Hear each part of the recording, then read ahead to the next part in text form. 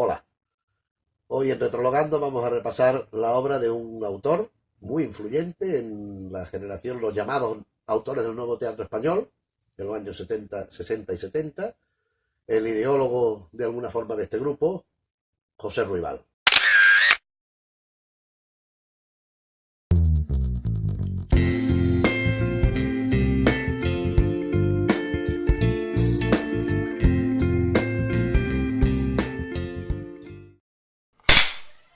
José Ruibal nace en Pontevedra en 1925. Desde muy joven se interesa por las artes y en particular por el teatro, siempre en una clara línea de oposición, de enfrentamiento con lo establecido, en aquel caso con los dictadores, con el gobierno. Bueno, es un hombre de clara vocación combativa, un señor autodidacta que, bueno, su formación se la hace él mismo, y muy viajero. Un señor que recorre mucho, prácticamente todos los países de habla hispana de Latinoamérica, por Europa. Es un viajero impenitente, le gusta mucho viajar, tanto así que en Argentina es donde escribe su primera obra de 1956, La ciencia de Birlibirloque, publicada en esta edición del siglo XXI, basada en un cuento gallego, en un cuento tradicional, y que, bueno, el inicio de su dramaturgia, que, como digo, en todo momento de oposición. En este caso, en su teatro, hablando propiamente de su teatro, también de oposición a el realismo, a lo denominado realista, a la generación realista, a los autores que hacían realismo, y por supuesto, a las comedias de boulevard, a las obras de salón, a las comedietas como mera distracción, a las que se opone, como veremos un poco después cuando toquemos su aspecto más teórico. Después de La ciencia de Birlibirloque, escribe una obra, Los mendigos, año 1957, donde ya plasma lo que será las claves de su dramaturgia. Es decir, estamos hablando de una obra que simbolizan, que no representan ninguna realidad, con mucha frecuencia protagonizada por animales, son fábulas de animales a los que les pasan cosas. Entonces, lo que está planteando desde el escenario es un trasunto de lo que está sucediendo en la realidad, pero no de forma directa. Es decir, hay que entender ese simbolismo. Lo que sucede es que ese simbolismo se percibe, la realidad que esconde detrás, se percibe sin la menor dificultad y de forma automática. Porque además se da la circunstancia de que son símbolos de corto recorrido, quiere decir que son símbolos de eficacia inmediata, están refiriéndose a algo presente, no a algo del pasado, algo del futuro, algo, digamos, atemporal. No, en este caso estamos hablando de un efecto directo, buscar un efecto directo. En Los mendigos ya encontramos todo esto. Los mendigos, los que volveremos después por otra serie de razones, y la obra que le seguiría sería El bacalao. El bacalao, muy comentada en su momento, porque el bacalao, ¿en qué consiste? El bacalao es como la sopa bola, es como el condumio que los españolitos, según la obra, los españolitos de a pie, pues era lo que tenían pues para comer, era el sustento. El bacalao, que era pues para todos los que ansiaban, como el pollo, también se llegó a decir en su momento, el pollo para los domingos y tal, pues un poco. Entonces el bacalao lo compone aquí en este tomo del año 71, Teatro Difícil, aparece fragmento del bacalao. Vamos a ver si lo encontramos, porque es un fragmento corto, fragmento del bacalao. Y la primera parte de esta obra, pues estaría constituida por otra obra breve que se llama La secretaria, que está en otro tomito que después miraremos. Esta obra de 1960 tiene continuidad en El asno de 1962, también incluida en este volumen que ya mostramos antes, del siglo XXI, donde aquí, pues lo que se nos plantea es el asno como medio de explotación. Es decir, el dueño del asno lo que pretende es reventarlo, o sea, mientras saque beneficio, utilizarlo y esclavizarlo como sea. Evidentemente, el asno son los trabajadores y el dueño del asno son los opresores, son los dueños de la industria, etcétera, según el teatro de Ruibal. Ya digo, son unos símbolos, casi metáforas muy evidentes, pero con intención, creo yo, y que, bueno, pues en una línea, en una dinámica de oposición. Después de las, ¿no? Vendría Su Majestad la Sota, es una obra inédita que bueno, se representó donde pues, los sistemas gobernantes, los sistemas de gobierno y de hegemonía pues, en general de Europa, en concreto de España, pues se satirizan a través de los naipes. Su Majestad la Sota, pues las cartas de la baraja. Y en el año 68 escribe la obra que quizás sea la paradigmática de lo que es la dramaturgia de José Ruibal, El hombre y la mosca. El hombre y la mosca, en los años 70, conoce una edición en Fundamento, aquellos rojitos. Se reedita en los 90 en La Avispa, que es esta edición que tengo en la mano, con un estudio de Ángel Berenguer. ¿Qué es El hombre y la mosca? El hombre y la mosca es el sueño de un gobernante por perpetuar su mandato. El hombre y la mosca es el dictador que de pronto decide hacerse un doble, buscarse un doble, construir un doble como si fuera un clon. Lo que pasa es que entonces no se utilizaba la palabra clon porque básicamente no existía, o por lo menos si existía no se sabía. Entonces se hablaba de doble. Entonces este dictador pues pretende buscarse un doble para que siga manteniendo lo mismo que va haciendo.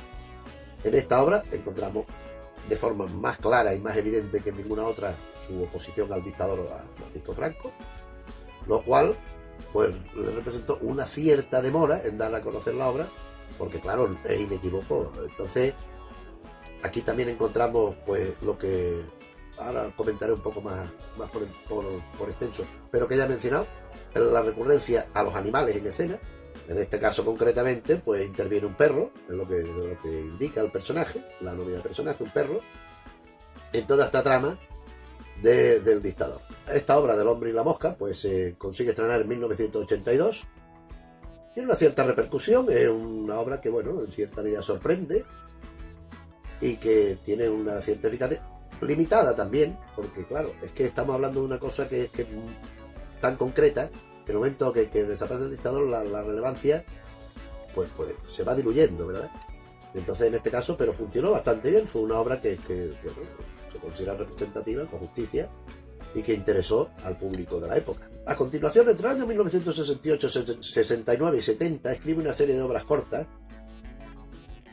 que da a conocer, que es curioso, antes cuando mencioné Los Mendigos, ya le enseñé este libro, Los Mendigos y 6 piezas de Café Teatro, como se ve, ediciones Célicer 632, del año 1969, incluye Los Mendigos y 6 obras cortas, La Secretaria, El Superagente, tal. Pero de pronto, al cabo del tiempo, de unos meses, en el propio año 1969 y con el mismo número, 632, en la portada aparece El mono piadoso y 6 piezas de Café Teatro. Es decir, los mendigos han sido sustituidos por el mono piadoso. No es la misma obra, no es un cambio de título, es un caso de sustitución. Yo me imagino que esto, la censura decidió intervenir, presionaron, quitaron Los Mendigos, pusieron esta otra, El mono piadoso. Estas obras pues no contienen nada de particular más que amplificar el universo dramático de Ruibal. Esta edición de Los Mendigos y 6 piezas de Café Teatro, junto con otra obra posterior que también ya ha aparecido por aquí en la portada, La Máquina de Pedir, la edición del siglo XXI, componen el tomo Teatro sobre Teatro. En 1990 publica Cátedra. Es decir, aquí encontramos La Máquina de Pedir, Los Mendigos y las otras obras cortas de Café Teatro que había escrito antes. ¿Cuál es la particularidad de este libro? Pues que en este libro, aparte de cantidad de escritos teóricos en multitud de revistas, en Primer Acto, en muchos sitios, o en volúmenes como Teatro Difícil de Célicer, donde publicó, como dijimos, El Bacalao, y otra a la que volveremos ahora, pues él iba pues explicando su aspecto teórico del teatro. Es decir, él se consideraba el ideólogo, el padre filosófico, por así decirlo, estético, del grupo que él denominaba simbolista. Grupo de simbolistas enfrentado al realismo, como dije, y por otro lado a la comedia de salón, que ahora volveremos sobre ello, porque, por ejemplo, en este Teatro Difícil, en el texto incluye una obra del año 1970 que se llama el Curriculum Vitae, y lo antecede con una nota que vamos a intentar ver si se ve aquí lo que pone: escribir contra el público. Él habla de escribir contra el público. Esta soflama, son 2 páginas. Aquí le explica lo que él considera que es escribir contra el público. Escribir contra el público, que es una falacia, porque realmente él no escribe contra el público. Escribir contra el público sería otra cuestión, que no voy a entrar a analizar. Es lo que pretende plantear es, frente a la oposición, aquel teatro conformista, de simple entretenimiento, que no aportaba nada, que no cuestionaba nada, yo, José Ruibal, planteo unas obras que le van a hacer reflexionar, que le van a hacer llevarse trabajo a casa, que no se va a limitar a ver lo que pasa en escena, sino que tiene otra significación. Está aludiendo, evidentemente, a ese simbolismo del que estoy hablando. Perdón, sus obras pues son de carácter alegórico, aquellos animales que aparecen por allí, los mendigos, las jirafas, los leopardos, los otros, todos los animalitos que van surgiendo y las situaciones que van planteando. Evidentemente no se está tratando de un señor que tiene un asno en el asno para enfrentarlo. Esto está conllevando otra significación, igual que todo lo que estamos hablando. En ese sentido, él, aparte, ya digo, de todos estos escritos teóricos difundidos por infinidad de publicaciones, hace una especie de breviario en este teatro sobre teatro, de suerte que la parte inicial del libro es pues un recorrido por su pensamiento estético en lo que se refiere a este grupo que él denominó de generación simbolista, que por ejemplo George Wellworth, quizá con más acierto, denominó Nuevo Teatro Español. En todo caso, es un grupo en realidad inexistente, porque los mismos miembros que integra el propio Ruibal, ¿quiénes somos? Pues somos tal, y yo. Con los que integra él, pues son los primeros que se deslindan de esa asociación. Es decir, Martínez Ballesteros no jamás ha accedido a verse incorporado a este grupo, porque él sí tantea obras de género no realista, de talante no realista, pero evidentemente es un autor que se considera realista con pleno convencimiento, porque es que además es así. Otro autor, Bellido, José María Bellido, quizás más en la línea de Ruibal, pero tampoco siguiendo lo mismo. Martínez Mediero, por activa y por pasiva, ha negado su vinculación con este tipo de teatro, aunque sí hay estas fábulas zoológicas que también Martínez Ballesteros, por otra parte, había cultivado. Sí hay ciertos elementos, pero que no eran exclusivos de Ruibal, sino que cada uno iba haciendo lo que le parecía. En todo caso, el teatro de Mediero no tiene nada que ver con el de Ruibal, son simbolistas los dos, pero de talantes muy distintos. Por ejemplo, Ruibal también incluye a Romero Esteo. Romero Esteo no se puede asociar con nadie, si acaso con Luis Riaza, pero un individuo, Miguel Romero Esteo, que va absolutamente por libre. O también Alberto Miralla, etc. Él va nombrando los que él considera que son sus compañeros de generación y de vínculo estético teatral referido al simbolismo. Es un error porque, en mi opinión, el que más, mejor y más ha trascendido en la utilización del símbolo es Antonio Bueno Vallejo, quien para Ruibal pues era un señor absolutamente al margen de sus presupuestos y que no tiene nada que ver con el teatro que él hacía, cosa que realmente no tiene nada que ver el teatro de Bueno Preste, por supuesto, pero que como uso del símbolo, Bueno era el maestro indiscutible, frente a este señor que proponía esta alternativa. Volviendo a su teatro, este teatro sobre teatro, ya digo, esto lo fue escribiendo, lo escribió, parece ser que durante los 70, lo publica en 1990, pero en el 70 volvemos a esta obra que he mencionado antes, de teatro difícil, que se llama Curriculum Vitae, donde un poco es una autorreflexión sobre sí mismo, sobre cómo ha ido en clave de este simbolismo directo. ¿Y qué representa? Pues representa la última obra en la línea de continuidad de Ruibal. Es decir, esta obra corta, como aquellas que escribió, como El Rabo, La Secretaria, El Superagente, tal, que está en obras de café, que él pone de café, o aquella El Mono Piadoso, hasta el 70 funciona La Máquina de Pedir, el 69, en cierta continuidad, manteniendo una cierta progresión, de manera que en publicaciones y en teatros pues tiene presencia Ruibal, insisto, El Hombre y la Mosca del año 82 posterior, pero sin la publicación, hasta que en 1976 aparece una obra, Controles, que no se publica, yo no creo que no se ha estrenado. O sea, ya han pasado 6 años entre esta obra corta, Curriculum Vitae, 7 si echamos la vista atrás a La Máquina de Pedir, que es la última obra más extensa, con lo cual parece que hay un distanciamiento, pero distanciamiento que se amplifica bastante hasta el año 87, que es donde escribe El Patio de Yocasta. Estos son obras Controles, El Patio de Yocasta y las dos que siguen son obras que no se han estrenado, que no están publicadas. Entonces son las que han hablado pues ciertos estudiosos que quizá hayan conocido el texto de primera mano, porque se lo haya proporcionado el propio Ruibal una copia. Estamos hablando del patio de Yocasta, que evidentemente hace alusión, está remitiendo a la Yocasta de la trilogía de Esquilo, a la Yocasta de Agamenón, de la Euménides, de las Poéforas, que asesina a Agamenón porque le ponen los cuernos. Igual que la siguiente obra, Helena, con H, que parece fácil suponer que se refiera, a lo mejor no, a Helena de Troya, pero también está relacionado con la Yocasta. Esta obra, que es del año 89, al igual que La Celestina, se llama La Celestina, otro espectáculo del 89, donde podemos intuir, aún dentro de la suposición de que estamos hablando de algo que creemos, que yo no sé de ninguna manera que se pueda constatar, que estamos en el territorio de La Celestina, que de alguna forma La Celestina Fernández Rojas tiene que estar ahí presente. Y la última obra que se conoce, que esta sí se conoce, sí, en publicación, en el año 91, otra vez Los Avestruces, publica la Universidad de Murcia. Esta es su última obra, conocida y sin conocer, o sea, la última obra que hay referencia.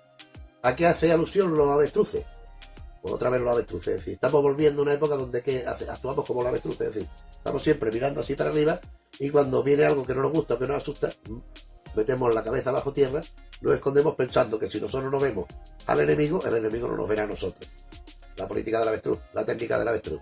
Eso es lo que plantea en esta última obra, es decir, en cierta medida está reprochando la pereza mental, la acomodación cultural de la gente, pues en general, respecto a cuestiones entre las que se encuentra sin ninguna duda pues el propio teatro suyo. José Rival no tiene más obras, ya digo, fue un señor que participaba en muchos foros, en muchas cosas, hablaba mucho del grupo, de lo que él consideraba que era la teoría que subyacía en todas las obras de teatro estas de aquellos años, y que sin duda fue un referente en el teatro de este nuevo teatro español que denominó Huelva.